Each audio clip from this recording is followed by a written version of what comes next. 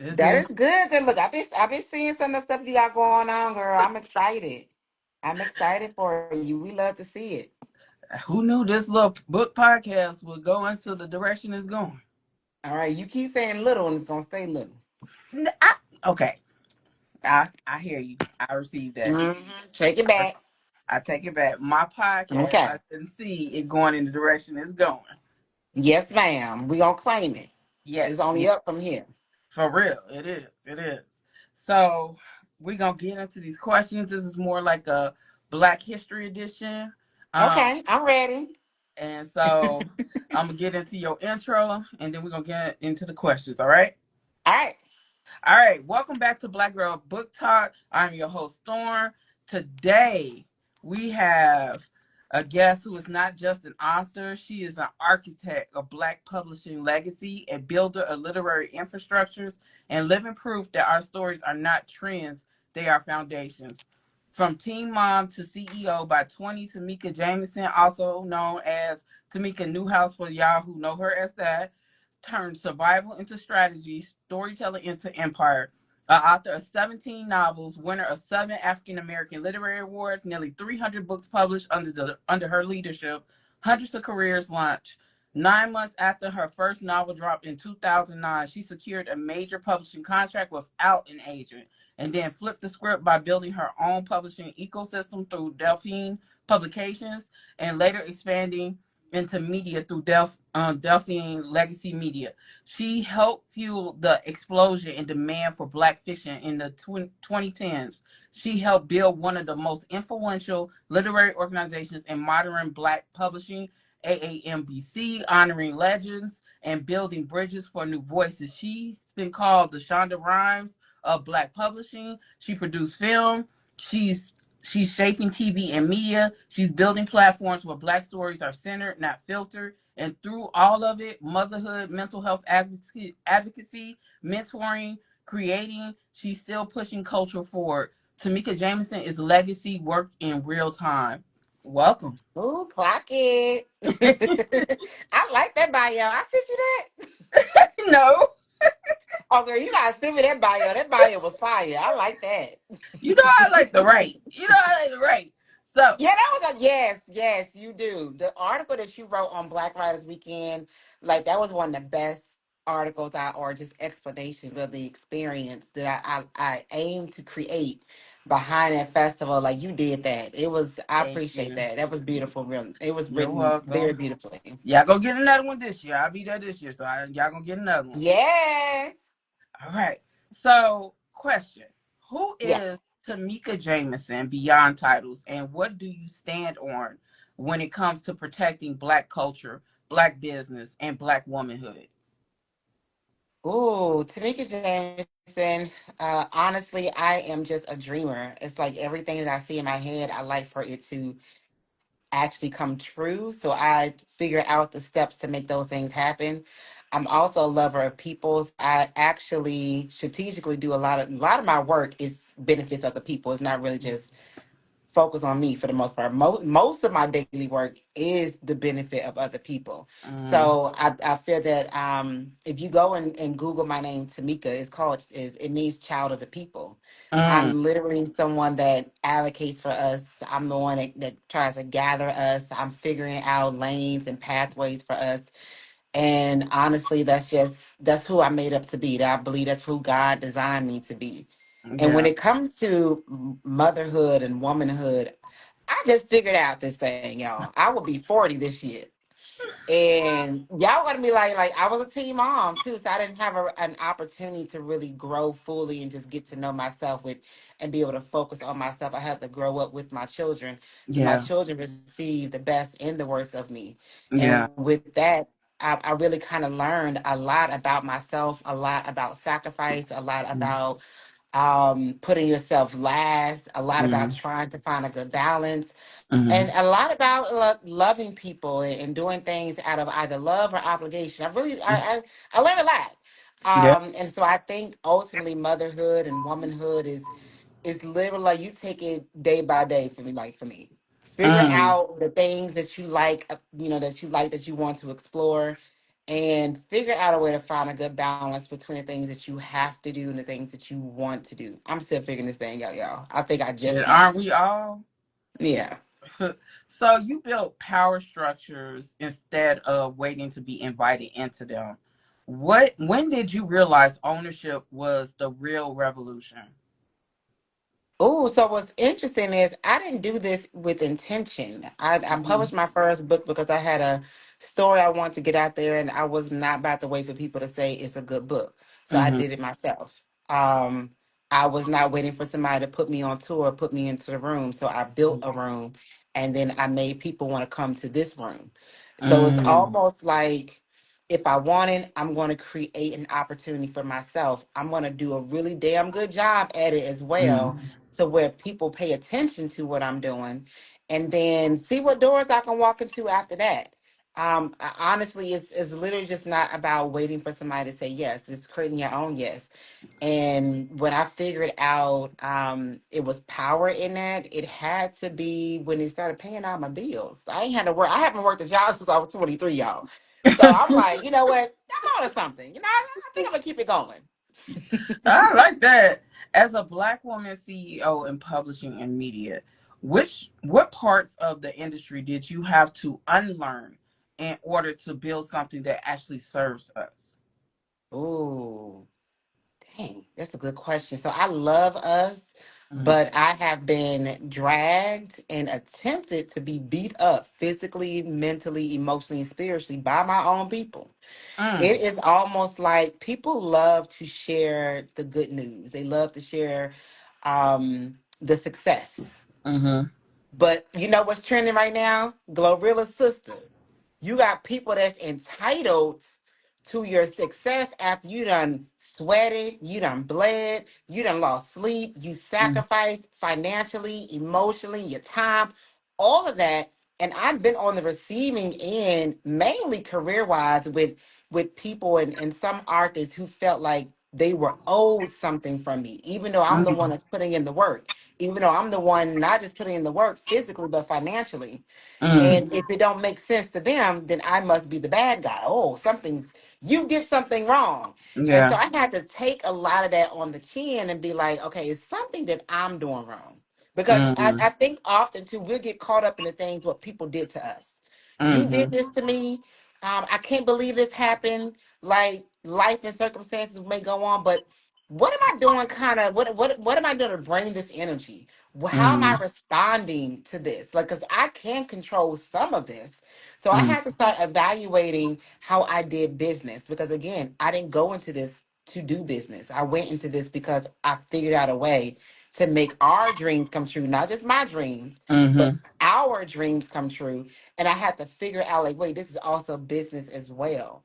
So Mm. I had to kind of double back and really kind of pay attention to see, okay, so why am I finding myself in a situation where I have to have these uncomfortable conversations with people and where Mhm. I have to defend my character because I know who I am.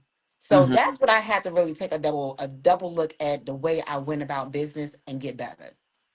So, from Phyllis Wheatley, writing under surveillance to modern Black creators documenting our lives in real time. Where do you see storytelling as resistance showing up most strongly today? You know what's crazy, or not what's crazy, but what's brilliant is everything is at our fingertips. We Mm, have the ability to build an audience and connect with people that will actually like our stories mm, way more easier than ever before. That's super powerful, but it can also be very uh what's the word I'm looking for? It can work for our good and it cannot work for our good. yeah, yeah, yeah. Because when it's so easy, when the platform is so easily there, and all I gotta do is cut on my phone and start saying stuff, you'll find people not really working on their craft. They're Mm-hmm, not being responsible with their platform. They're not making sure they're putting out quality content as well. So it's almost like, hey, look at me, and where is the quality? Where is the roots mm-hmm, of what you're putting out there? Like, are you feeding us good energy? Are you feeding us good stories? Are you being a good example? Are we giving our ancestors like their due diligence? Like, because they did a lot. They did a lot for us. They were not. You got to understand, they used to take our bodies, destroy it to study medicine. They used Mm-hmm. to destroy our families. They stripped us of our culture and our language. We have to relearn everything, y'all. And even like as early as 50, 60 years ago, and sometimes even currently today, we got to fight for respect. We got to fight, be like, I deserve to live and I deserve to be here. I deserve to have a place on this stage. Like Yeah. even our current government right now is trying to take us back 50, 60 years ago. So I'm tired of seeing us twerking online. I'm tired of seeing us putting out content that it waters down who we ultimately are, which we are the blueprint to the globe. Black Mm-hmm. Americans are. Like when it comes to our music, our style, our Mm-hmm. storytelling, every country on this planet feeds off of that. They look at us and then turn around and say we ain't got no culture. That I don't part. get That it. part. That part. So, do you think Black storytelling has shifted from survival documentation into power documentation? And what does that shift mean culturally? It definitely has shifted to some power because now we don't have to wait for yeses. We don't Mm, have to wait for somebody to be like, your story is good enough, your film is good enough. Like we have the power to create our stories and put it out there, and whoever's going to connect to it will connect to that person. That's a beautiful, powerful thing. And I honestly feel like I would rather it be like this than it not. Because when I came out mm, with my first book, y'all, I had to leave Texas and go up to New York, Philly, Jersey, DC, Maryland. I literally had to sell books out of my rental car. I dang, literally had to step out on the corners of New York and talk to people. And I had to fake it. I was faking it to make it because I wanted people to read my book. And I had to spend some dollars. I wasn't even flying in. I put myself on a plane for the very first time at like 22 just to go promote my books because I knew I had to get out there. We damn. ain't got to do that right now. Not if Yeah. we don't want to. You can cut on the phone and be like, this is my book. This is what I got going on. Like it's right there at our fingertips. And for me, that is very, very powerful. So, Very what powerful. responsibility do you think Black publishers, media companies, and content creators carry when we are literally archiving our people's history in real time? Ask me that question again. What do publishers what? What responsibility do Black publishers, media companies, and content creators carry when we are literally archiving our people's history in real time? I feel like those that have power to amplify our stories, please amplify the good ones. We Mm-hmm. don't want just like I think what 50 Cent, I think he's trying to find a good balance. This is a good example because 50 Cent is a black powerful creative that has access. Mm-hmm. And he has a diverse portfolio of access, not just with black folks, but with white folks too, and across the globe. But he has found his lane, and often he's putting out these stories of like street violence and drugs and crime and all that. And I'm like, that's not really all of what we've made up to be. When are we gonna do a story on the Harlem Renaissance?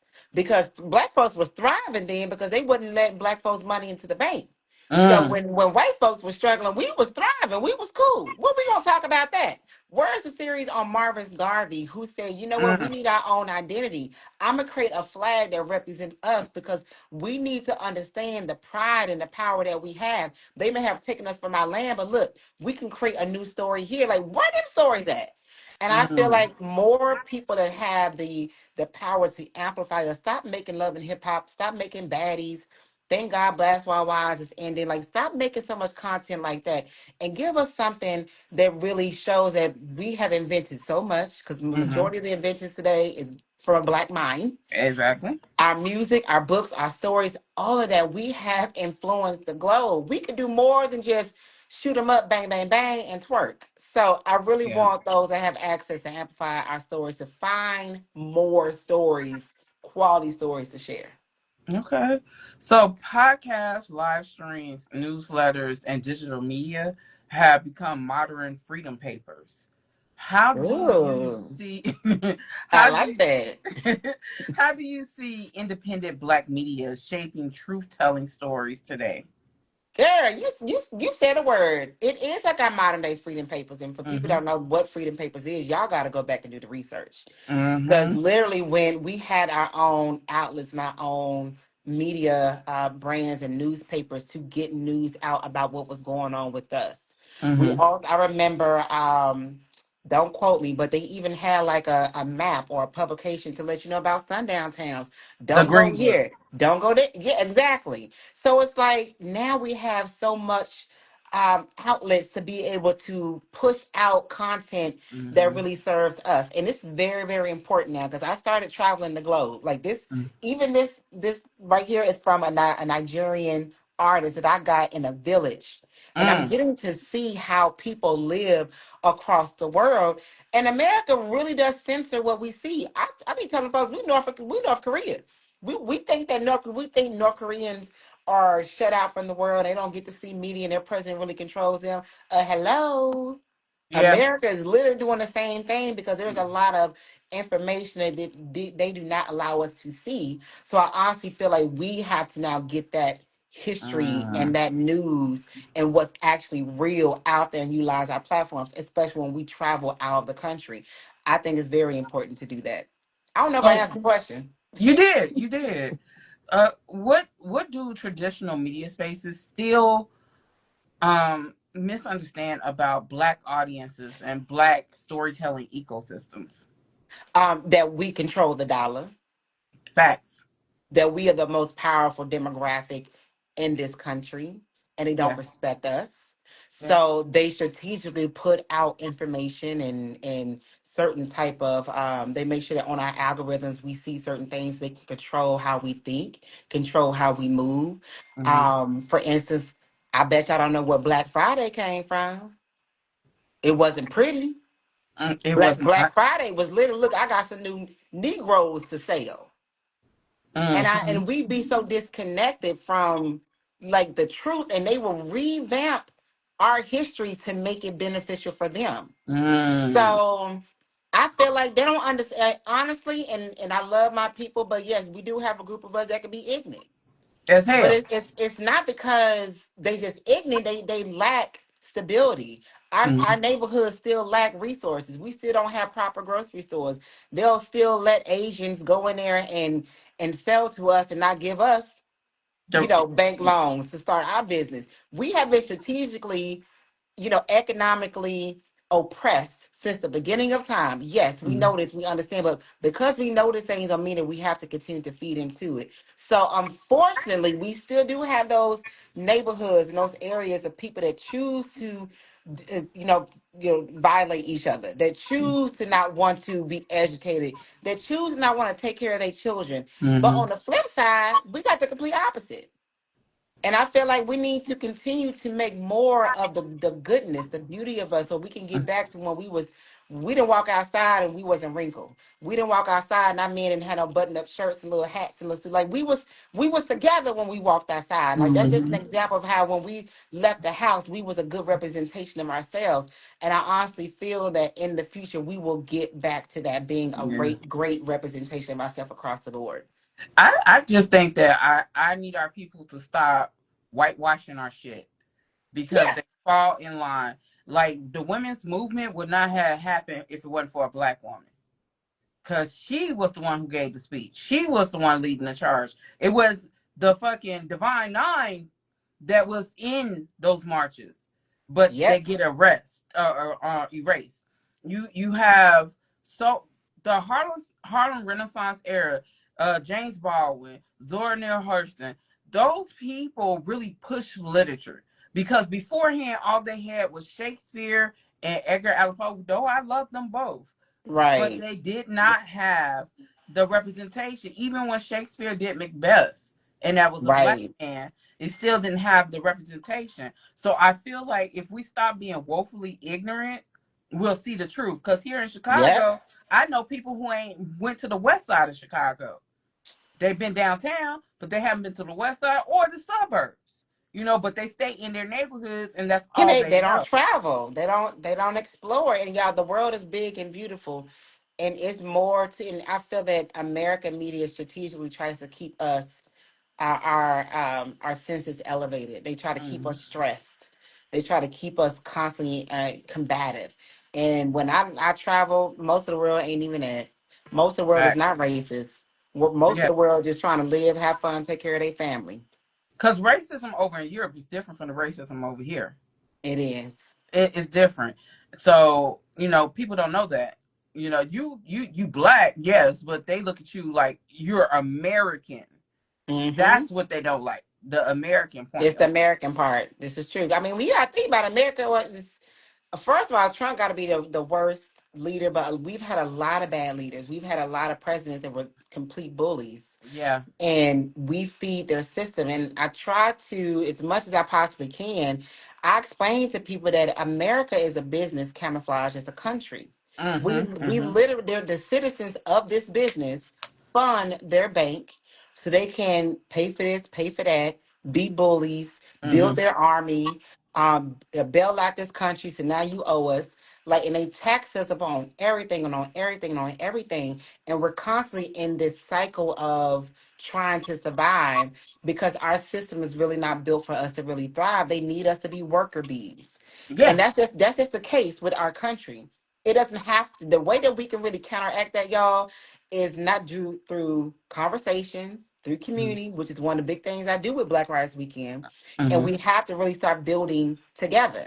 Yeah. Like, you like, we'll go to different cities across the country. We'll see Chinatown, right? Mm-hmm. Mm-hmm. We're Africa Town. It got bulldozed over, and it was turned into Central Park. Exactly. It was turned to Central Exactly. Park. I mean, we got hundreds of Black communities and cities that were destroyed because, again, they strategically don't want us to win. Oh, But absolutely. y'all, at the end of the day, they can't. It's so many more of us now than there was then. Way more Yeah. of us now. The population has grown, so we can overturn this, y'all. We actually can. We ain't gotta just go, move to Mexico and move to Africa and move to Central America. Like, we can build here too, y'all. Yeah. We can. Do you believe that independent black media is now a cultural necessity, not just an alternative? It definitely is a necessity, but Mm. not media like Shade Room. I think Shade Room the agent, but and then some of them other I mean, platforms she like is we. a Trump supporter, so I And mean, she's not, and the owner is not technically Black American. Now, hmm every now and then she'll blend with some good story, but I wish, like, with people with a platform like that, it has so much influence. It's so much that you can truly, truly, truly do. And then you don't have to be so boom, boom, boom in your face with it, because we know they be watching. We hmm know they try to see when someone has too much influence, when their voice is too influential. We understand that, but you can mix it up a little bit. You don't yeah, have to be so ratchet and so, like, what does this have to do? Like, why are we talking about who beefing on Twitter? Like, who cares? Let's girl, talk about, like, how people can start a 401k. Let's yeah, talk about the IUD so that people can learn what these different insurance policies is and how you can utilize these as a bank. Let's talk about these different grants and stuff that's out there, because honestly, that's how we can win economically. Like, we can sit here yeah, and talk all day, every day about creativity and community, but we need hmm some money too. So let's yeah, start talking about. So our media is needed. It is a necessity because, again, most of the major news outlets is owned by them people, them yeah. other folks. So let's get into Black Writers Weekend. Okay. When you created Black Writers Weekend and built AAMBC into what it is today, were you thinking legacy infrastructure or survival at the time? Survival. Mm. Could you elaborate on that? Because I had a product, I knew hundreds of other indie writers that had products out, and wasn't nobody letting them in the room. Wasn't Mm. nobody putting their books on the bookshelves. We would not get on the cover of magazines. We were not on the billboards, Mm-hmm. and I did not want us to be forgotten about and be overlooked. So it literally was about survival. So I was like, they're not going to invite us over there. Well, let me create something for us. And it literally Mm. was out of survival, so we can find us a place in this world too. Yeah. So how do spaces like Black Writers Weekend and the AAMBC Awards function as cultural preservation, not just literary celebration? Honestly, it's the machine behind it. And Mm-hmm. what I'm gonna say, and when I mean the machine, I mean me. Mm-hmm. Because sometimes I be tired, y'all. I be saying we, but it's me for the most part. Mm-hmm. A good 60%, 70% of the time, and definitely in the beginning of the years, it was 100% me. But Mm, now I do have enough help to where I can say we, mm, enough to where it makes sense. mm, But you gotta find somebody like someone that is in this space. You can't just be doing it because you want the likes and you want the attention and you want to be like the face of it. It's so many of us that want to be the boss. I have mentored so many different people who chose not to stay in the organization because they wanted my position. They wanted to be me. They wanted to do what I was doing, and it's not easy. And then I turn around and they not around no more because mm, it's not a get quick type of get money quick scheme. That's not what it is. mm. Like you ain't about to make no millions of dollars from this. Like Yeah. if you blessed enough, you can make some six figures from this, but then you have to know business, you have to have structure as well, you got to have Mm, relationships, and that comes with time. mm, So when it comes to my organization sustaining this long, it's really because I care. I yeah. literally want us to continue to win. And in addition to this, I will still put out my books. I had to launch my media company because I still needed to eat. Black Mm, Rights Weekend literally is all about sacrifice. I'm sacrificing time, energy, and resources into this space so that it can benefit a lot of people, and it has. I've had people mm, that did not have books out, and but I put them on my stage because I feel like they can speak very well. They had a very mm. good presence about them. They will go on now and be a New York Times bestseller, and then they got movies and stuff out. And I've had this type of story dozens and dozens and dozens of times where I will see people that are not really popular. I will see people that don't have the platform, and I will put them on my stage. And I'm very intentional about this, and I pray over my work. And I want good for anybody that comes to my festival. I want them to expand and grow. But when you get up there and you expand, right? Tell them to come on to Black Rice Weekend because this is all for us. I want Mm. y'all to come to Black Rice Weekend. I want y'all to be fed. I want y'all to leave full of opportunities, information, resources. But when you get there, make sure you remember to tell people where you got started. I just want to say, and I said this to Phoenix as well before I even get to the next question. Thank you for the opportunity that you gave me. I almost cried, but I'm a G. I'm a G. So I almost cried when I was in there during that session, and the room was so packed to the point people were standing up in the back and they were literally listening to these questions I was asking. And it I think that moment pivoted me into a different direction of how my mentality was about my podcast and about what I do as far as Black literature. So I said to Phoenix often, she'd be like, no, it was you. No, bitch, it was you. Because you But believed honestly, in me. it is you because we can make the platform all day, every day. But if you get up there and you're not impactful, if you don't do your part, because this is a partnership. Like Mm-hmm. if we create the event, you come on and you on the program, it's really up to you to now you got to land it. Like But so, it is y'all you. gave me that confidence that I didn't see in myself. I don't think I would have been interviewing the Brat or Eric LaSalle or Brandon Massey because honestly, those are connections that I've been trying to get into, but I wasn't there yet mentally. But doing that at Black Writers Weekend, I was able to sit down, buckle down, and get my shit together. It activated something in you. Yeah, it did. Yeah, It did. that's good. I like to hear So, that. what happens culturally when Black writers are celebrated in rooms built by Black vision instead of filtered through mainstream approval? Oh, what happens culturally?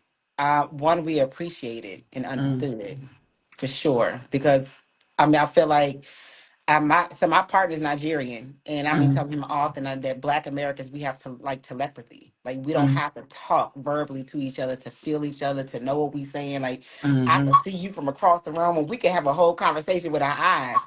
Like we are so connected, and I mhm, think that when we are in the room together and good things are happening, it just amplifies and it solidifies that because we come from a generation of pain and torture and mhm. darkness and separation and also loss of identity. Like Yeah. we have to call it what it is. Mhm, Scientifically right now our blood cells are wired differently because our ancestors were under so much stress. So Mm-hmm. now that our blood shifted and changed. And so sometimes we deal with heart disease and we can't fight because we was born with it. Mm, And it's just so many layers to us and our existence and what makes us us. And when we get to the point to where we putting our cell phone, we're mm, funding our own thing, like it not only does it enrich us and we pour money back into our community and through our bloodline, but now we have control over how this story is going to be presented. It doesn't have to be mm, whitewashed. We don't have to take some things out because such and such thing is going to be offensive and things like that. We have so much power, so much control, and it really just enriches us economically, spiritually, emotionally, all of the above. I mm, feel that's what happens. And honestly, like even like you have to sometimes, as you explain your experience at Black Riders Weekend, you have to take that energy from the room. You mm. have to sometimes use that as a piece to the puzzle that you was missing to put some more pieces together so that you can continue to build. And so I Yeah. honestly feel like that's what happens in those rooms as well. I love that. I love that so much. And with the awards, the AAMBC awards, how does that in itself give you power as a black woman, as a black individual, as a black mother to say, I can? Well, now I created the award show for the same reason why I created Black Riders Weekend. Mm, Folks like they was not being celebrated or nominated for nothing. mm, And we had like the Essence bestsellers list. We had the USA, well, we still have the USA bestsellers list, the New York Times, the NAACP Image Awards. mm, But what other big award like that on that platform will honor Black writers, especially literary artists? mm, There's not a lot. And so then the few that I saw when I first came out, they were like ceremonies, like a graduation type ceremony. I was like, oh, that's cute. That's a little boring though. Like that was just me. That's cute. No shade. But yeah, I'm like, where is the glitz and glamour? Like, what we yeah, doing? Well, like, why I can't get dressed up and be on the red carpet and boom, boom, boom, the cameras is flashing and all that? Like, because we are the real rock stars. mm-hmm, Without writers, y'all won't have movies, you won't have songs, you won't have anything. You really need the written word first. So why we not invited to the Oscars? mm, Hello. The most mm, successful films in Hollywood, all of them, almost all of them, maybe 95% of them was a book. mm-hmm, So we mm-hmm. know how important the written word is. And so I created the AAMBC Awards and I focus on indie writers first and I began to expand a little bit to blends to amplify that visibility. And my award show, my concept, I like to pat myself on my Come shoulder a little on, bit. come on. My concept, because I want us to feel like we're going to the Grammys. I want to have parties and socials too around the award show. And I've seen my concept duplicated. And I'm like, you know what? That's what's up. Because I can't do it all. And Yeah, yeah, honestly, I feel like that's what's supposed to happen. Like you set the tone, and other people they take from it, they get inspired, and then they do their own thing. Just fact. do good by it, y'all and be consistent. You gotta be consistent. Don't just be doing something because you want to look good for the gram. Don't just be doing something because you want to be the most popular one in the room. Let me tell Make you. sure you're doing this with good intentions and Mm. be consistent. It's always the intention behind it. It's always the Oh, intention I behind be seeing some stuff, and I be like, all right, who I see you. you, me and this podcast world. Who?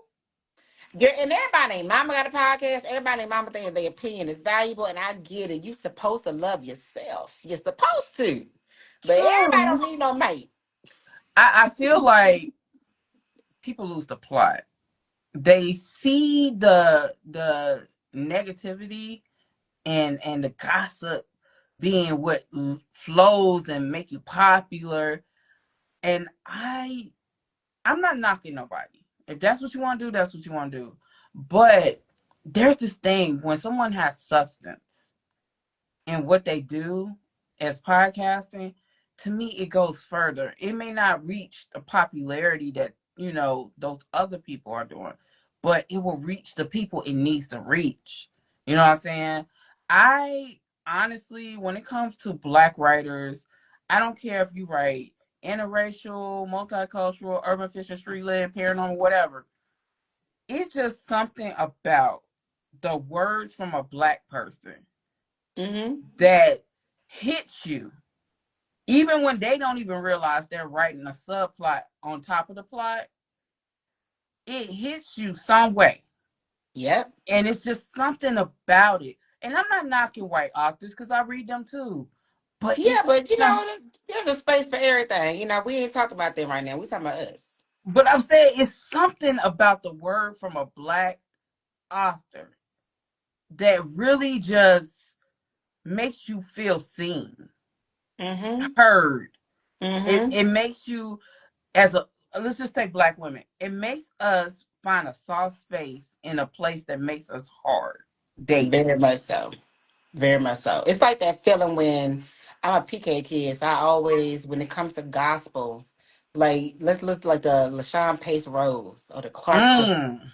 Like we like get that nitty down and gritty with like you could feel Mm. the voice coming from the soul, and it's super powerful, and it's filled with pain and joy and Mm-hmm. optimism. Like the song like Optimistic by Sounds of Uh Blackness. yeah. Like that's the feeling that song gives you. That's Yeah. honestly how I feel when I hear our stories, I watch our stories, I see Mm-hmm. us win. That feeling that I get from those that type of music, that's what I feel. Mm. Like I the feeling that you get from a big mama, an old black woman. You know, like the mm-hmm. hug that you get from her, like where you feel safe. Like that's what I feel when it comes to our stories. I feel that I feeling. feel that it's just like there has not been a gospel song, especially an old gospel song, that has not brought tears to my eyes. Not because I'm sad, it's just it calls to my spirit. Yep. And it's not intentional, like woo hoo woo. It's just tears will literally start running on their own. Sometimes it's gratefulness. Yes, and when I read black authors, especially in genres like dark romance, Yeah. even taboo or pitch black romance, stuff they said we can't write because we're black. Hmm. Shit, we should be writing it because Yeah, we black. fantasy and all that. Like, But it's something about it that just it just feels me. It just feels just like hearing a black narrator, not an yeah, AI, not a motherfucking white person trying to be black. A right. true black narrator narrating a black book, and I am not even an audiobook girly, but when I hear it, it just does something. Yeah. It just does It's like something. our voice carries energy. It Mm-hmm. carries like history. Like Mm. our tone does. So that's why when our tone, like you can, I don't know what it is about it where I can truly articulate it, but the texture of our tone you will never hear in any other race. Mm-mm. Mm-mm. Like no other race, no other Mm-mm. race, you will hear it. Mm-mm. Because we It's carry pain, joy, suffering, yeah, it's almost like a happiness. nice little baritone alto type of Mm. smooth voice. You know, like we both got that voice. Yeah, Like I, you can tell that we black just when when we talk. facts, facts. Because it's like one of my, two of my favorite authors is Sean Christensen. I mean, Okay. narrators and Midnight Michael. Okay.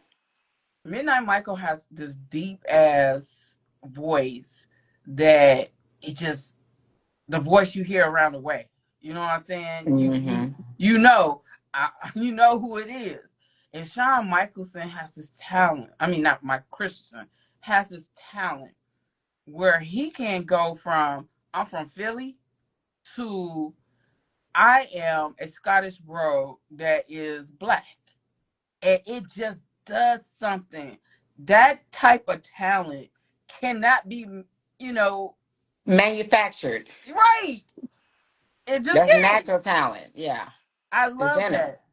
I love that.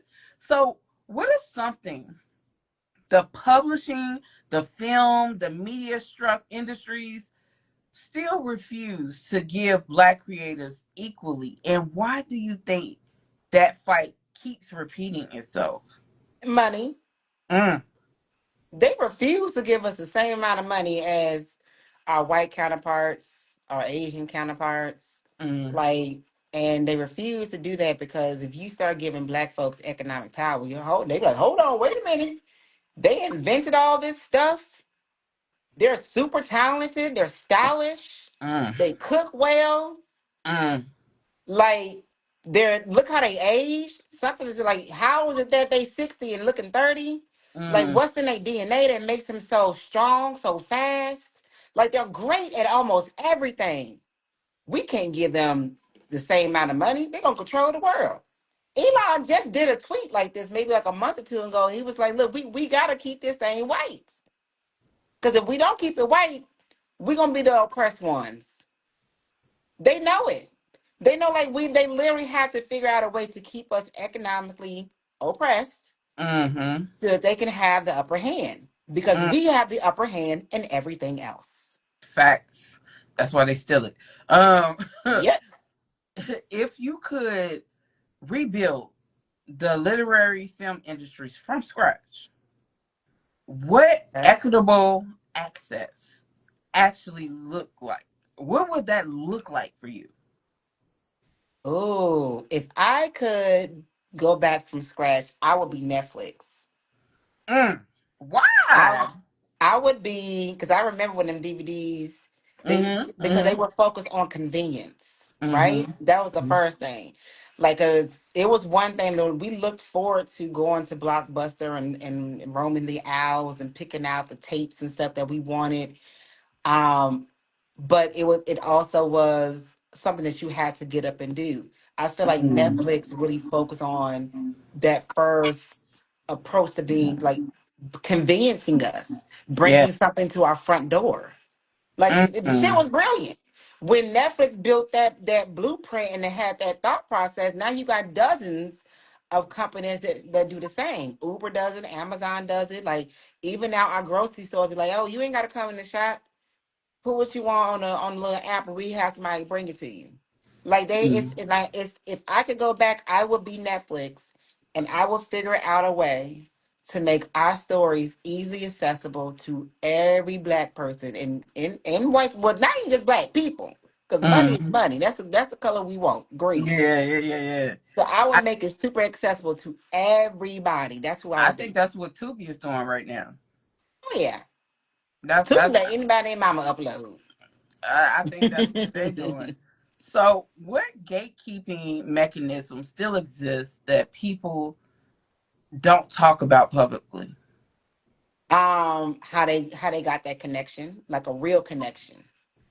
Like how you get your project on VH1 back then, how you get something on WeTV back then, how did you get this book deal and now you got a development deal with Peacock? Who you talking to? Like Mm, it's that information people want to keep quiet yeah. and one, I know there's two reasons why. One, they want that opportunity for themselves. They don't want anybody else better to come along because they want the shine, they want the moment. Mm, Two, the person that has that's the one that's sitting at the chair that can open up the door, they don't want to be bombarded with a whole mm, bunch of folks, so they kind of want to be very selective with what they got going on. But honestly, like who you talking to, that's the big secret. So that's why mm, when I do create Black Writers Weekend, I try to invite and I reach out to publishers and producers and studios. I let them know what we got going on so they can show up. mm. Like there's untapped talent coming up over here. So y'all need to come on over here. That's what I Facts. do. If you could build a black literary and film dinner table, past or present, who's sitting there and what's the one question you would ask each person? Terry McMillan, Mm, why did you choose to write those Black love stories? mm, Because nobody was writing those stories like that, like Terry was. And then it got on that platform. So I would ask her, why was that your lane? Um, I would do the same for Eric Jerome Dickey. He would mm, be at my table. mm, Because of his early stories, like the first six novels, it could have been written by Terry McMillan too, because he told stories that black women loved. mm-hmm, But he was a black man. mm-hmm, But he mm, was writing to us. And I wonder like, why you write them stories? Like mm. I'm curious. Like, so what was going on with you? And Okay. then John Singleton, because he was like in Ooh. college, very young. And I want to be like, you ain't even know nothing. You barely out of high school. And so like, what made you take that route and take a big chance on yourself? What did you do? Like, who was you actually talking to? Tell me the timeline of people that you was talking to that led you to that first big blockbuster project. That was a rare opportunity right there. Mm, That's who would be sitting at my table. mm, Who else would be sitting at my table? Probably TD Chase. Because again, I'm a PK kid. mm-hmm, And TD Jakes was one of those first mega pastors when mega wasn't even a thing. We just knew that he was a good teacher and people flocked to him because they liked how he taught. mm, And he early back then they would put out books from mm, him. And I'm curious to know, like, how did you go from how why do you think that people gravitated to your teaching so much? And then major publishers came to you and said, let's put it in black and white and let's sell it to the world. How did you know that people were going to connect to that? Like, what did that feel like? What was your journey? Who was you talking to? mm. So that's who I would ask. That's who would be at my dinner table. And then lastly, Michael Jackson. And I Oh, know I know he's not a literary artist, but he's an artist overall because there's he's an different ways to tell artist. stories. And when you listen to some of his biggest hits, he's telling us messages about self love, about Mm-hmm. how we don't have to be oppressed, how we have Yeah, options, how we're beautiful. I yeah. mean, look, black and white. They don't care about us. Them Mm, songs, like you got to listen to some of his lyrics. And he was a child that really didn't have an opportunity to be a regular human being, mm, yet he understood to make music that we could relate to. mm. How you know how to do that, Mike? I want to ask him that. Like, how you know what we needed? How did you know what we was missing, what we was going through? Because you was like 10 when you made it. When you was in the room with what's his name? James Brown and them Mm, and Barry Gordy. Like you were so young and you didn't have our upbringing. 10 years of struggling in Indiana ain't nothing compared to a lot of people that rest their life trying to still figure it out. But yet he mm, still put out arts that connected with people around the globe. How mm. you know how to do that, Mike? That would be my question. So those are I my people. I think I would have Zora Neale Hurston Ooh, for the simple fact that, ma'am, you brought hoodoo to light in a way that you didn't have to say it. So my question would be, what is the most important about making sure we understand our roots? I love that. Um, Dizzy Gillespie. Okay. Reason being is, he's a musician, but how did you translate the suffering into music? Mm, Um, Hattie McDaniel. okay. Um, not because she's my soror, but because I feel like, what does it mean to be black to you when the world was saying that you was just a mammy? Yeah. And the last person, and I only got to speak to her once when I was in high school, and that is Maya Angelou. Mm. I got to meet her once at the University of Chicago. She had did a recital there. And she told me when I got to meet, I was like, I love writing poetry. And this is before I even thought of a podcast. And she told me, speak your truth. Yeah. She said, speak your truth, little black girl. Speak your truth. And I'm doing it ever And you've since. been doing it ever since. So that would be mine right there. That's a good list. That would be mine right there. So I want to talk about your podcast as well, because you have a podcast. Yes. Can you tell me about what it means, not just as a CEO, not just as an author, but as also getting on a podcast and speaking your truth? So, Traces of Mika is the first and only memoir podcast. Mm, At least I don't think there's any other podcast, but most of my ideas are innovative. So mm, they tend to be the first of its kind. And I was going through a lot back then. mm, Um, I was motherless. I've always been fatherless. Mm-hmm. Didn't have any siblings to lean on, and people that raised me, they felt like their job was done, which is weird. Like adults, they still children, y'all. Parent your adult kids. And so I started Traces Amika, just like what you said, Maya told you to speak my truth. Mm-hmm. I had so much built up and I was dealing with so much sadness that I thought I was bipolar Mm. because I would have moments of highs and then bad moments of lows, and Mm. I couldn't figure out a way to just get out of this funk. And I would figure, I would try to find temporary ways to numb the confusion, the pain, the loss, the anger, the grief. And I Mm-hmm. would do it through smoking heavily every day. I was a big weed head, y'all. It wasn't. I was high and drunk for 7 years straight. And Mm. yes, still producing Black Artist Weekend, still producing the award show, still sacrificing my time and energy and trying to push forward this movement, but I'm struggling Mm. personally, badly, to the point where I would tell God, like, all right, I'm good now, you can come and get me. Like I was for real. Like, Mm. come on now, like, because if this is what you gonna give me, I'm good. Because this ain't it. And I started this podcast literally so I could speak my truth and get it out because I don't mind. I Mm-hmm. feel like if I did something wrong, I will listen to what you said I did wrong. I will receive what you say, and then I will respond. I'm not someone like a narcissist that will do something to you and say, "Well, I did it because." I'm Mm. not going to give you a reason to why I did something bad to you or why I hurt you. I'm not going to disagree with your feelings and make you feel like your feelings aren't valid. They are valid. I may not agree with them, but that's how you feel. So I Yeah. wanted to lead by example. I Mm. wanted to show people that in spite of y'all can Google me and y'all feel like my life is together and I got it all. But then she going through this privately. I want to be like that mirror for people that's going through it so you ain't gotta wake up and tell God to come and get you. Mm-hmm. Because you don't have to wake up and be like a disaster to your family. Mm.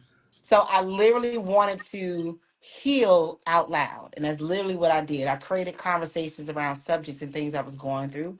I overshared on some things. I talk about how in my first marriage, he performed infidelity so much that he was convicted of raping this white woman while we was Mm. married. And I had never openly said that until years later. Mm. And he's never apologized, never said I was wrong. Don't even like he looking at like his life has spiraled out of control because things just happens versus his choices. So in his choices, it created a domino effect within my family with my children that Mm. put me in hell. So I would talk about those things, and I was honest about not enjoying motherhood. I was honest about not enjoying my life right now. I was honest about figuring out my emotions and not really doing it the right way. I told people what I did wrong. And I told people I'm trying to figure it out. So I was actively still in it when I'm talking. And then when I got a little bit out of it, I'm healing because I'm in counseling now. I did therapy for like 7 years. And when I got better and I began to realize things about myself, now I'm out of grief, now that I'm out of those bad habits, I went back to my podcast and I talked about it. And I did not take down those old episodes because that's me. Mm-hmm. Everything that I went through, everything that I experienced, that is still me. But now here I am. So then I did seasons called The Other Side of Healing. Because now Mm. I have to figure out and get to know the new me. Yeah. And so this is another way of storytelling. I'm still a storyteller. I'm still putting out books, but now I'm telling stories through my own experience Mm. verbally. What is something that you you don't want to give up about yourself? Um, that you know you should. Talking to people. Talking to people. Real talk. Like literally letting more people in. I was doing a meeting the other day with some of my team members, and they was like, Tamika, why you don't show this personality online? Because I don't like people. As much Oh. as I love doing this work and I love doing these community gatherings, I have been mishandled Mm. badly by people that I put on, by people that I spent money on, by people that I mentored and nurtured. And I kind of feel a little bit of ways. I think I got PTSD sometimes with people. Mm-hmm. And I know I need to kind of let some, and I have let some of that go, but I have boundaries. So Yeah. I'm not as open and as free as I used to be. I don't sit on the phone and just to talk. I don't go to, people's houses and hang out. I don't just be, hanging out with people just to be doing it. I mean, Yeah. I know I need to kind of let it go a little bit, but I'm probably not. I like my space. I like my time. I like my peace. I know that's right. I keep telling people that's why I'm not a people person, but I am. I do this, but I'm not a really a people person. Mm-mm. I need Cause the like, logic. mm-mm. I need the logic without the bullshit. Yeah, because I will see the bullshit and I'm gonna call you out on it. So if you don't Hmm. want me to call you out on it, then I advise you not to do it around me because I don't have the Yeah. time. And I'm not a fake person either, so I don't know how to fake it. I, Yeah. I know some people, some good close people that really be faking it. And I'm like, I I I can't. can't rock with that. I can't do that. I spent too much time in the military doing that. I, Yeah, I'm I not. Oh, I mm-mm. know you was definitely doing some faking because that, so I was a military wife. My first Mhm. marriage that I was in, that was so horrible. I was a military wife, so I dealt with a lot dealing Yeah. with that. In the military, they say it's military, God, then family. Girl, I was in the Marines. Ooh, And then I turned, really? yeah, I was in the Marines, turned around, went to the Army, and the first thing they did was ship me off to Iraq. And Oh, so I did 2 tours of duty over there. And the way I was treated over there, because I had higher rank than most people, that was a black woman, and I was wow, on. They talk about the white woman who did the infantry units and was on the road. There were black women like me that were on the wow. roads, and I got jumped by my unit. A man that was on my convoy team had to fight them, not because they were trying to do anything sexual to me, just because they felt I was stepping into a male's position. And Mm-hmm. so I got jumped by them, had to fight, walking around with broken, bruised ribs, And they busted don't do lip. nothing because any crime that happens in the military stays within the Oh, military. they said what stayed there was supposed to stay there. I was Yep. supposed to be awarded the first cast spurs as the first black woman to have them, but on the award they said he instead of she. So it was null and Wow. void. Wow. Yeah, yeah. So, I get it. Trust me. Oh, look. I'm glad that you made it through that. So look, is that why your name's No. That's my bike club name. Storm? But it caused me to have a lot of mental stuff happening. I didn't find Yeah. out I was a sociopath until I was out of the military due to trauma. Right. I got diagnosed with explosive anger disorder because of trauma, you Right. know. So it like turned my life upside down. So I I can started playing imagine. violent sports like rugby, football, because I had to get it Mm. out. You have to get it out. You're And trying to figure it out. yeah, and so the Yeah. medication they tried to put me on was making me like a little zombie around the house. Mm. So I had to try to figure out. Now it's more so doing hoodoo and getting in touch with my ancestors that I'm starting to like even kill without the medication. So it's Yeah. just it was a lot. So trust Yeah. me, black women go through a lot of shit on a daily. And I know people try to say we complain, you know, black people complain about everything, but we really go through a lot just We go because through who a we lot. And then they think that we can handle it.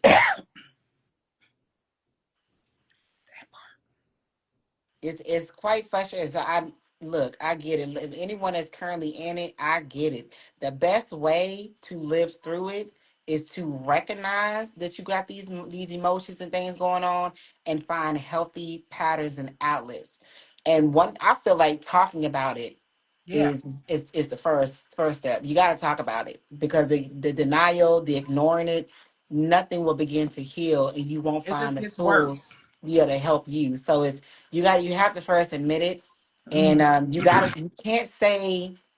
thing. You can't diagnose and say these things over your life. These things that these doctors may say, like I really thought I was bipolar. I was Mm, just unhealed. yeah. Like yeah, I wasn't healed.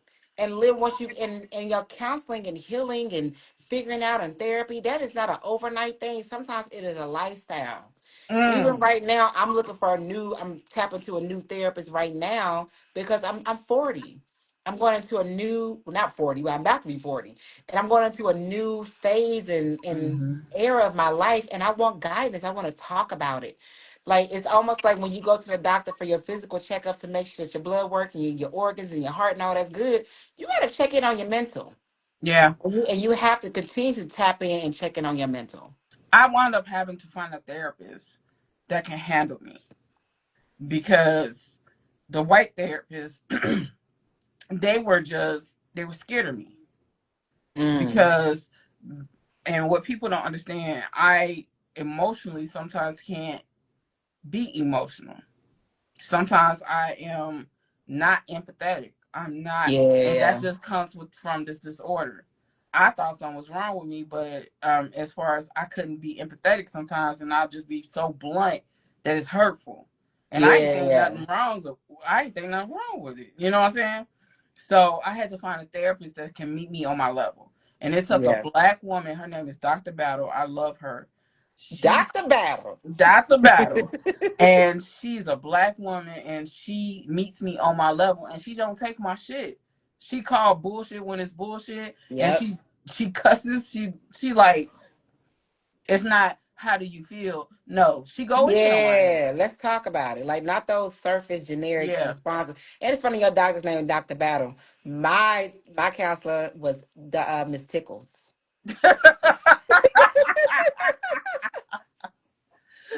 I but Literally, her name was Miss Tickles, and she to this day is my longest relationship ever. mm, Over 7 years, I went to go see her, and I would still be seeing her to this day. If she did, she had to stop counseling because she was going to her doctoring program, and they can't practice while they're doing it. Girl, I yeah. boohooed. I cried, but for Lord. which I cried. But y'all, therapy is just it's almost like taking a spiritual dump. It's lovely. I enjoyed So it. let me ask you, you're a mental health advocate. Yes. The black community, black people. The black community has this bad relationship when it comes to mental health because it's always what's in the house stays in the house. Outside the house, you can't say it. How do you use your advocacy to transform and to bring more awareness about mental health in the black community? First and foremost, I led by example with my podcast, Traces Amika. I Mm-hmm. took it a step further with my visual memoir, which is my documentary on Tubi called Traces Amika, the same name. That's why I went back home to my roots.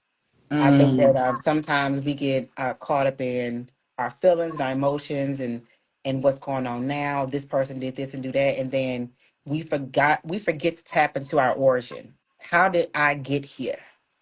Who are mm-hmm. my people? What's in my bloodline? What happened in my adolescent years that have shaped me who I am now? So I lead by example. I don't just talk about it. I be about it, and I allow them in it. You in my space, you listening to me. It's not scripted. It's all unfiltered. It's very raw, and I don't care what people think. I don't even care. I Mm, don't be going back looking at the reviews. It is what it is. Whoever receives it receives it. Who does not does not. But it's for that person. And then I also talk about the fact that we're getting ready to produce a series that deals with church, mm, and it's this is prior to Drewski's skit. mm-hmm. But a big part of church in the black community was that was a second home. That was like our second community. That was our second Mm-hmm. family. And somewhere down the line, we have a lot of pretenders on the pulpit. Mm, So now we will now want to talk about it. Like, cause if we not gonna go to church like we used to back then, so we not gonna be praying, we're not gonna build community outside of our immediate family, then mm-hmm. what else are we doing? So that's a big part of why I have Black Writers Weekend. A lot of Yeah. this is making sure that there is a second community that you can tap into. A lot of it is about being intentional and manifesting things over your life Mm, and practicing gratitude. So I take a lot of the blueprint from church and I apply it to my work. But it really is how I tap into getting people to heal, to recognize that they've got these things going on. I lead by example. I create spaces where those conversations can happen. And mm, then, just like with my work in the past, with my festival and with my award show, people have copied my idea. And I expect mm, the same with this work. I expect people to copy my idea and do the same and be like, I'm going to talk about what happened to me too. I'm, mm, I'm going to create this space too so people can be do it. Because I'm not an octopus and I'm not all over the world. So we all have to be doing something. We all have to be creating a safe space. We all have to be bold enough to talk about it. So that's honestly how I do it. And I feel like that's the only way to get past this disconnect with, with not being, not being healed. And mainly for guys too. I feel like women, we've been trying to do the work. But this guy that I used to talk to years ago, he's still calling my phone because he dropped a dime. Like he know he messed up, but so he's still on my line. And I'll let him hear my voice and bless him with my presence every now and then. And I would tell he said something like, well, I could just talk to you. You can be my counselor. No. First of all, I'm gonna start charging you. Man, y'all gotta stop doing that. The women that you lay down with is not your counselor. She is not your dumping ground. mm-hmm. You want her to be your peace, but you ain't nothing but chaos. Look, I'm about to get off subject. Girl, that you saying a word. I'm gonna have to come back at you on Women's History Month so we can Please, talk please. about that because I definitely I know this is Black History Month and I'm doing a Black History Month podcast stuff, but on Women's History Month, the way I want to dive so deep into how black women have to carry the weight. You know what? Never mind. I'm gonna hit you up for a March interview. Holla at me. But I wanted to ask you, so we have so many creators making films, writing screenplays, and you have a part of Black Writers Weekend where it focuses on film and screenwriting. Um, how does one get involved with that? Even if you have a film already on Tubi or what? How? Shout out to Kayla Hunt and Tam Tells Tales.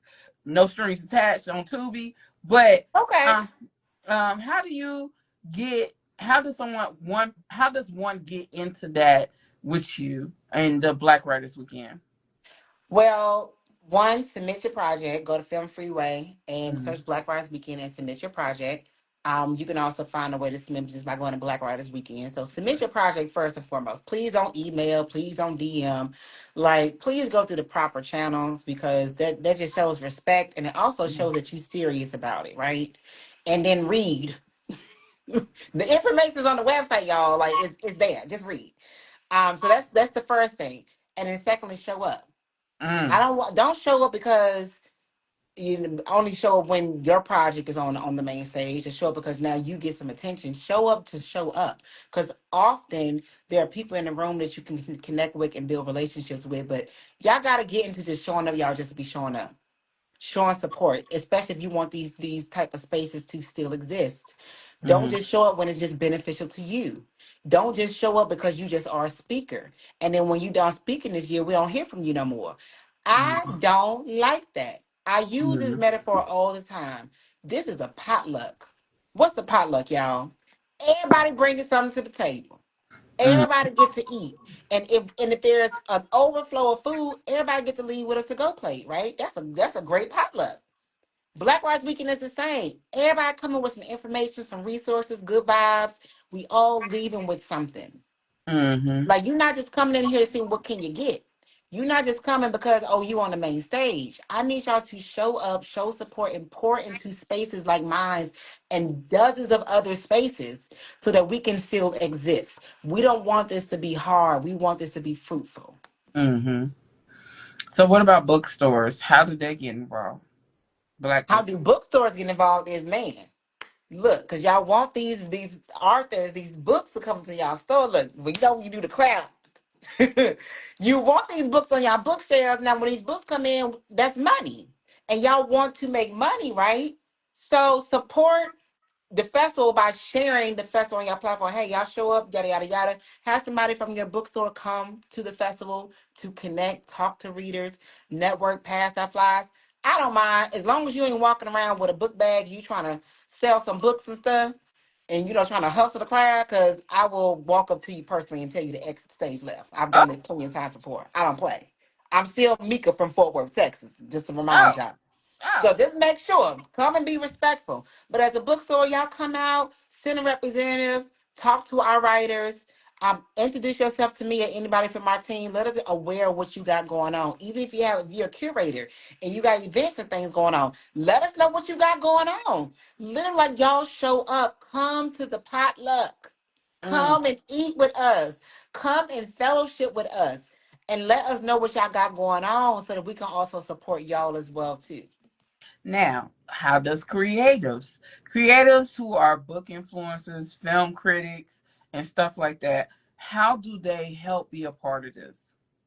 Now y'all can be so. I'm gonna say the same things to them because these folks, we really truly need y'all because y'all don't want to be talking on online for like for a living. Like that's y'all lane. Y'all create and y'all engage. So we need y'all to talk and engage with. So why the only way y'all want to talk about a book festival is somebody pay you an invoice?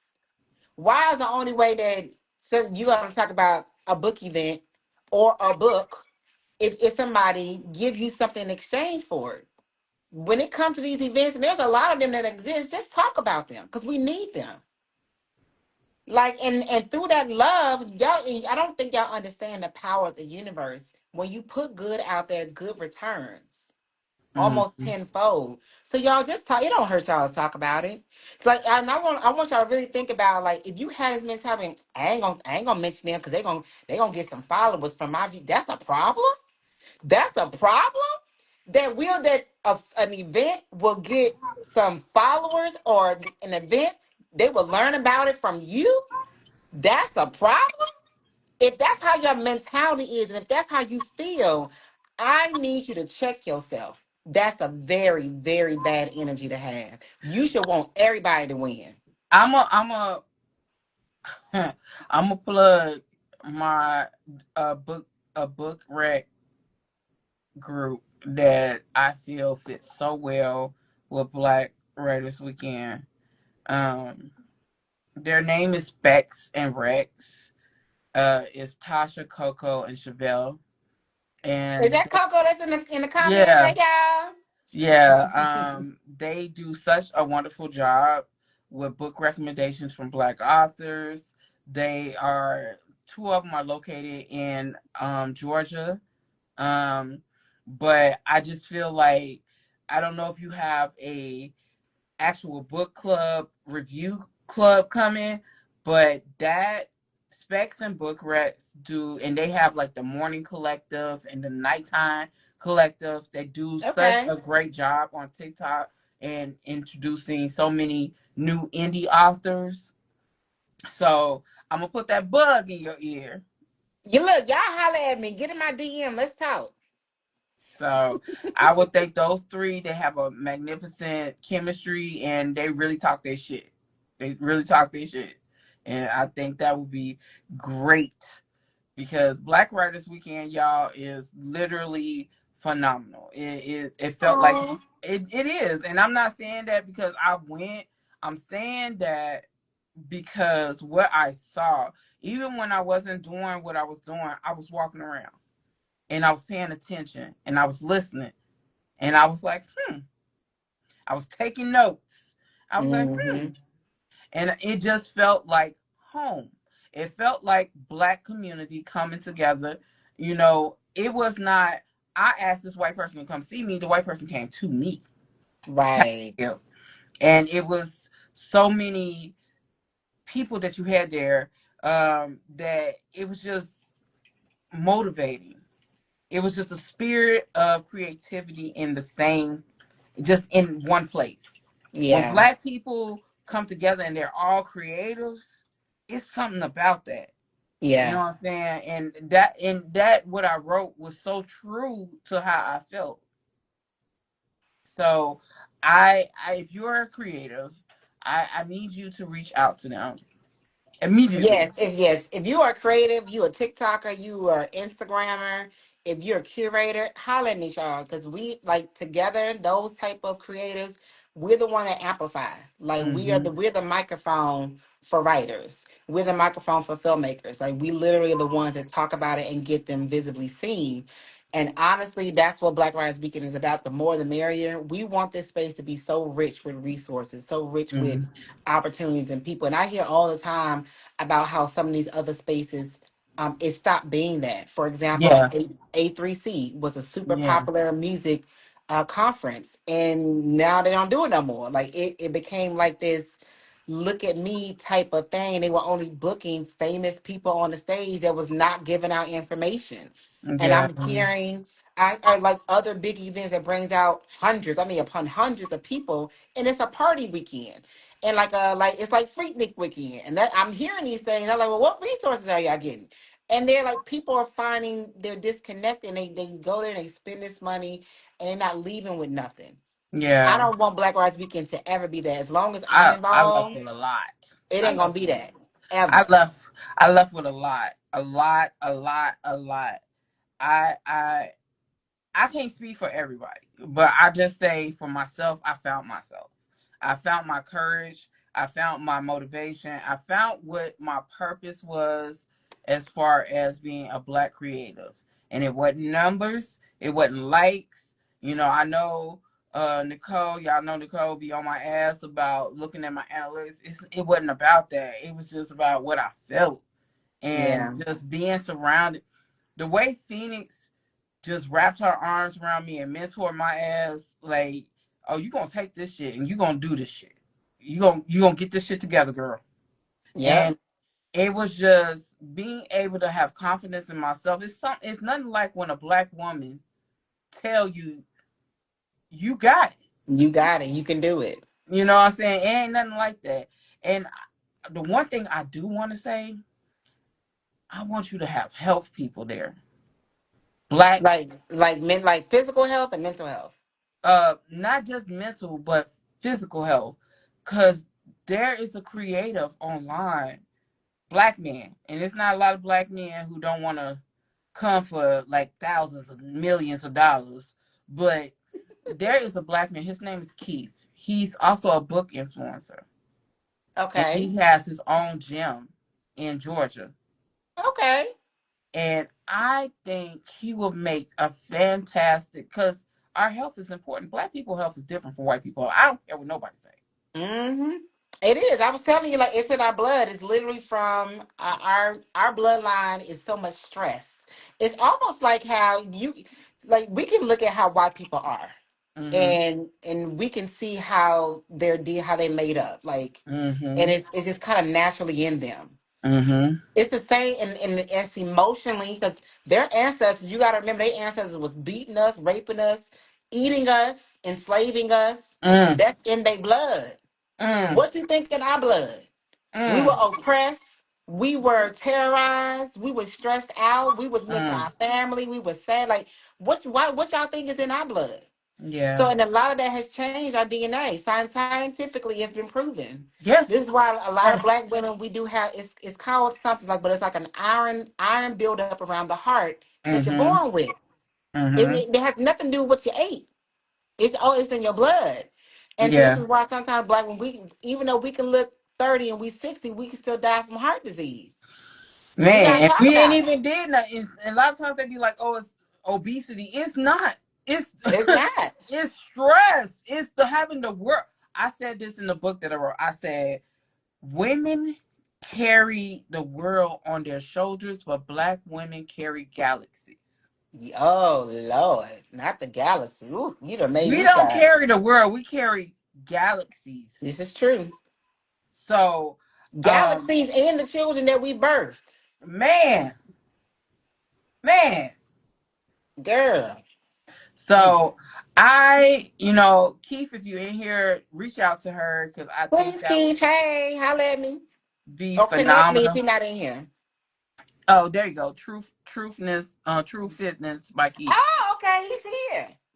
So I between Specs and Book Reps and Keith, I just feel like um that is representation. That is representation on a legitimate level as far as the creators. A lot of creators, no shade, y'all. No shade. Y'all want money. And there ain't nothing wrong with money. Ain't nothing wrong with that. But you gotta start somewhere. And let's keep it 100. Like, Trump cut funding from all the arts. He Mm. took all the grant money. He even fired the director of the Library of Congress in DC. There A ain't black nobody over woman. it. Mm, Like, he cut all the funding. So many nonprofits, including myself, lost funding. mm, And with the cutbacks on DEI, my event called Black Writers Weekend is going to stay black. mm. And you got people that don't want to give money to those spaces right now. It's real out there. We know everybody want to eat. So we figuring out a way that y'all can still eat and get, make some money and make some coins. But it's going to take some of us linking arms and building together just a little bit. It's a thing in Chicago that they have in the junior colleges that my husband works for. I was a part of it when I was going to community college before I even went to the university.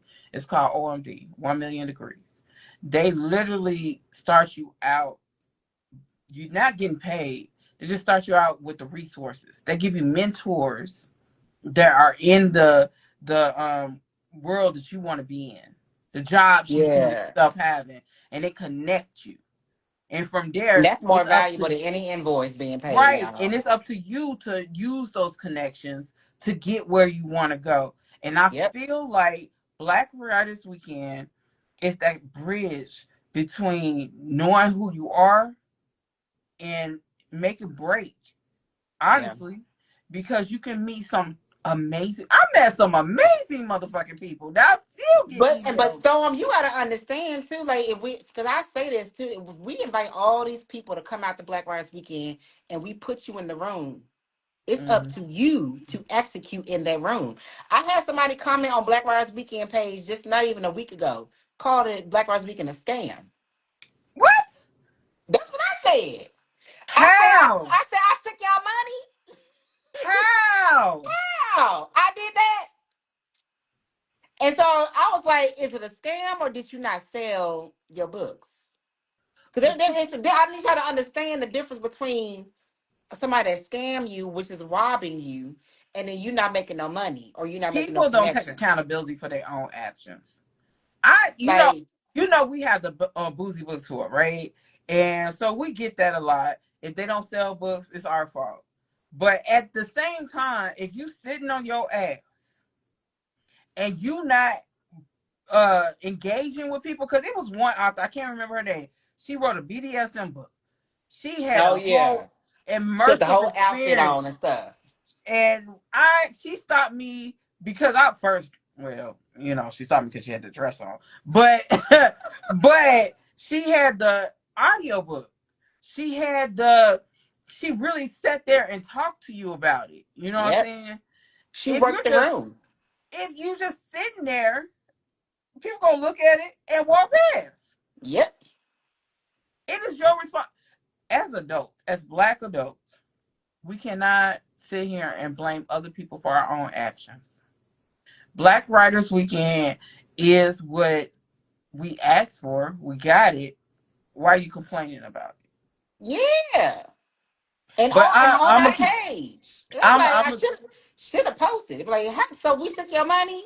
Like, because that's what scam means. Scam is robbery. Scam means somebody did something intentionally when we promised you something we didn't give it. They I want ain't you to like that force word. feed them. They want you to force feed them. They want you to hold their hand like this, carry them over to the promised land. Hmm. And if you don't do that, you're a scam, You like you did something wrong. girl. You But know again, what? that's an example where I say I don't like people. I love y'all. I love my people. But liking is totally different. That's a whole different thing. I don't like that because myself and other people like me, we ain't got to do this. Yeah. We could be doing something totally different. I told my husband, and he's coming with me this time. Okay, I can't wait to meet him. And because I was telling her how it was just because that experience was so much needed. That Oh, that experience was when I say I want blackness, that's what I mean. yeah. Because you're in rooms, y'all. Duchess was there, bruh. You're in rooms where a lot of times you will not see these people. Mm-mm. You will never get a chance to, hey, I want to ask you a question. You'll never get to do that because you're not popular enough, or you're not Yep. the it girl, or you're not a part of this clique. But Yep. now you have Black Writers Weekend. Everybody gets an opportunity. Everybody gets to eat. Everybody get to eat. You ain't gotta be the Tyler Perry of your industry to eat. You ain't gotta have like connections for somebody to pay attention to you. I literally, like literally, somebody last year was a vendor 2 years ago. Mm-hmm. Last year she was on the main stage talking about her book. Mm. I didn't even know. She just submitted herself, and we liked what she submitted, and we said yes. We don't just be putting people on the stage because they popular. We put people on the stage because they have substance. And Mm-hmm. what you do with it is up to you. So we not that, we don't go by favorites, and we just don't be going by numbers. Like we will go by substance as well. So all you got to do is show up. It's totally up to you. And that's what I love. And I feel like if any of y'all that's on here or watching on YouTube, if you're a podcaster, if you're creative, I advise you to either come or submit something to attend, because this is an experience that I think everyone should feel. Because I'm gonna tell you, the next time, maybe I give myself 2 years. I'm gonna be back at Black Writers Weekend and have an iHeartRadio or a Vote syndicated podcast, and I'm gonna be Clock like, it. Tamika, I want you to interview me, and we're gonna talk about it. We're I gonna talk about like we're gonna talk about the climb. So I see my trajectory this year, because if y'all knew what I was doing this year, y'all be like, God damn. But I all love I'm, it. all I'm saying is it took me going to your event, and no shade to no other book event, but it's not the same when you are in there to really meet people that are on your level. You know what I'm Yeah. saying? Even if they're surpassed as far as talent, they still on your level because they trying to talk to you and tell you and speak life into you. Yeah. And I just love that. So what advice would you give to writers, directors, screenwriters, readers who want to become storytellers? What advice would you give them? Create. Mm, Because it won't happen if you ain't got nothing. If you haven't created anything, it's not gonna happen. So just create, and you gotta be ready. mm-hmm. Like don't try to get ready because you never know when an opportunity may come. So create so that you can be ready when an opportunity comes. Secondly, network. Mm-hmm. You will see a lot of untalented people, surface-based people that are super successful. And it's not because they talented, it's because of who they know. Mm, So mm. make sure you getting out from behind your computer, from behind your phone, and you step into the room and you are connected. Even if it is just to shake a hand and say, hello, my name is such and such. And you keep doing that over and over and over. Show up for yourself. And have a So business card, yes, or a digital card. because I didn't have it last time. Get you a blink, and we actually partner with a black owned business that has this digital card to you. So we're gonna make it real easy for y'all to network this year. So create and show up. Because at the end of the day, you can say you want to do this, you want to do that, but if you're not put together the pieces to make it happen, I don't want to hear you be mad, upset. Don't nobody want to get that bad energy and them attitudes because you ain't doing what you want to do. That's on you. That ain't on me. Child, That's not on us. That's on you. child. Because if you don't do it, you didn't do it. But if you did it, if you tried, bravo. And if you want more, show up in the room. Keep Yeah, creating. Talk about what you got going on. Do the same thing I did. People didn't put me in the room, so I built the room. People fact, didn't put me on a platform, so I built a platform. facts. People wasn't booking me for those events, So I would go to the event, give me a vendor table. I would make sure I'll be in the room and I'm selling my book. I'm not sitting here waiting for somebody to say, "Hey, Tamika, come on." I Mm. figure out a way to get myself up in there. And if that's what you're not doing, if you're not gonna do just a bare minimum for yourself, please don't walk around with no attitude. That's on you. This is the life that you have given yourself, and I want you to accept that. But if you're not okay with that, I want you to do something about it. That's all I gotta say. So, what is Black Writers Weekend at its core, and when is it happening? At its core, it is community, community and Mm-hmm. resources. Those two things. Mm-hmm. And it's we are actually traveling this year, y'all, because I it is saw. this. I missed the Chicago one. No, Chicago ain't happy. Yeah, but I'm not gonna be able to come because I had other event that I Oh, have that's to go okay. to. That's okay. You come to Atlanta. That's fine. But the reason why the reason why we traveling, y'all, because Trump said he not giving us no money. So I said I ain't bad. Well, I'm gonna go to the cities where my people at. Mm-hmm. Fuck what you talk about, sir. So I'm Mm-hmm. gonna pop up where they at. So we going to Los Angeles. We be there May 9th. We're going to Chicago. We'll be there May 23rd. We're Mm-hmm. going to Washington, D.C. We'll be there March 14th, so next month. We're going to Newark, New Jersey, which is in partnership with Audible. We'll be there April 25th. Y'all show up in Newark because you want to talk to them folks in Audible. And then we going to Dallas. Dallas will be there May 2nd. Did I say all the cities? Yes, I said all the cities. And so I may keep this up.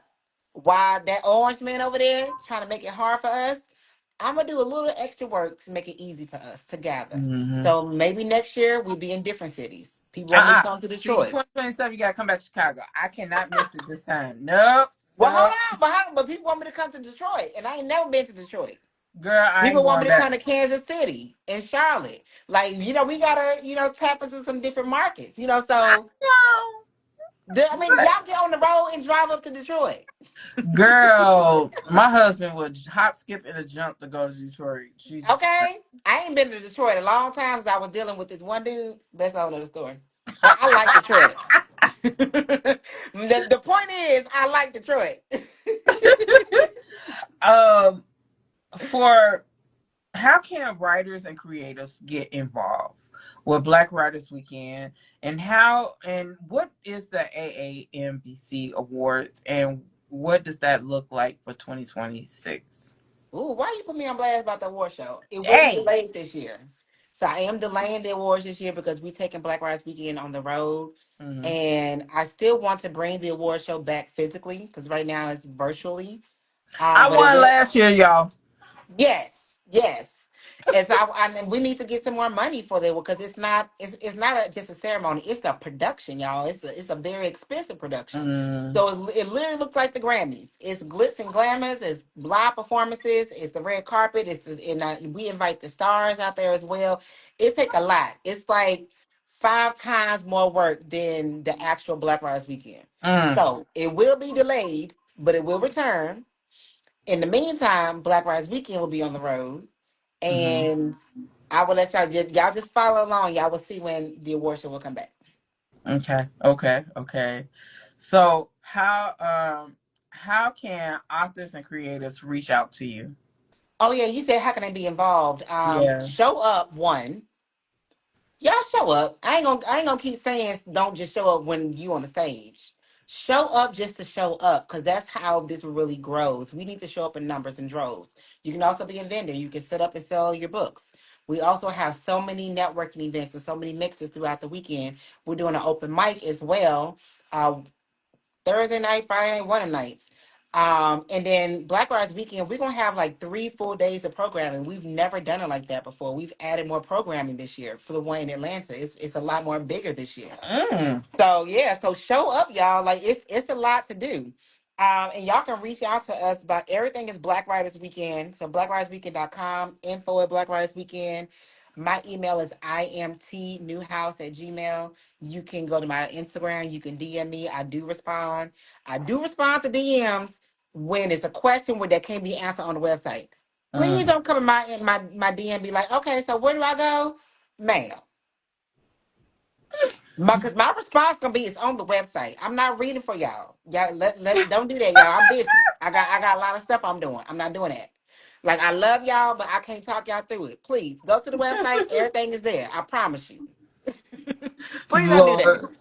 So yeah, go to the So website, follow us on social media, but show up because y'all, I hug everybody. My party be yeah. like, you can't be hugging everybody, but I do. I pray over myself now that, and I give everybody hugs. I smile. I'm very reachable. If you see me in the room, I'm definitely probably walking to go to somewhere, but I will say hello. So just show up, come into the room, connect, and build those resources. So what is your website, your main platforms, and what's next for Tamika Jamison world? Well, my website is Traces of Mika, Mika. tracesofmika.com. My YouTube channel is Traces of Mika. I travel a lot internationally, so I'm sharing my travels. I do workshops and tutorials on my YouTube channel all the time, and it's on creativity as well as wellness. So subscribe to my YouTube channel, Traces of Mika. I'm not really active on TikTok. I am on Lemonade sometimes. But Threads. Follow me on Threads, y'all. I'll be over there talking shit. I'll be having me a good old time over You there on Threads. do. I be seeing your posts like, oh I my. don't care. I'll be like, this is my personal page. If you don't like it, get off my page. But Lord come over there to Jesus. Threads because I am Mika over there. So follow me on Threads. I'm on Twitter every now and then. I mean, every blue moon. I don't really do that. Mm, Um, but yeah, and so what's next for me is I'm writing on Traces of Mika, the memoir. It's gonna take me a little while, y'all, because I'm taking my time with this because it's based on truth. mm, I'm also Dear Black Writers. Oh, we haven't talked about this. So, Dear Black Writers, which is the mockumentary of Black Writers Weekend. So, in 2024, we actually filmed the whole weekend of Black Writers Weekend. Like the mm. whole team, everything that was going on, the funniness, the ugliness, we get into it with people. But I'm showing the journey of the festival leading all the way up into that year. I start with some footage from um, New Orleans. So I don't know if Mm. y'all remember in 23, I think it was, Essence Fest shut down a book event and it was like all over the place. That was my event. Oh yeah, the small bookstore. Oh yeah. So that was my, I be telling folks, I be getting around y'all. That was my event. So if you search my name in Essence, it's going to come up. Yeah, they had a lawsuit on me and stuff. Like, Yeah, really? that was the one with Kendi Ryan. Yes, Kennedy, and I love Kennedy because she showed up.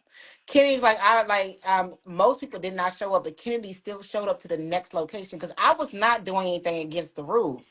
I could host my event. It's just Essence was a bully. Ooh, I ain't supposed to be talking about this. Okay, anyway, so watch the documentary. But Kennedy showed up to the next location, y'all, because I did still do my event. Mm, But in any event, I talk about this in a documentary. It's called Dear Black Writers. When we are touring with Black Writers Weekend, we are going to be screening Dear Black Writers. And I'm going to be talking about my experience with that festival, as well as talking about my journey of my work for 15 years at that point. Because mm, that was the 16th year. So we're going to be screening that documentary. And then it's gonna go on the film festival market as well. Y'all, the documentary on point. I don't be doing them bootleg. It's on point, y'all. It's good. mm. The cinematography is on point. Like Can I it's be the interviewer on the red carpet? That's yeah. Come on, look and let's host this. We can host as many screenings as y'all want to, y'all. Let's make this thing big. If y'all want Dear let's Black host Writers one to in come to y'all Chicago city, at the historical High Park Theater. look, let's talk. Cause how I do it. Let's Yeah, do it. I, Let's do I'm it. all I'm all for it. Let's talk about it. Like, let me know what we need to do, who I need to talk to, because I know how to talk to these folks. Be like, look, let me come in for free.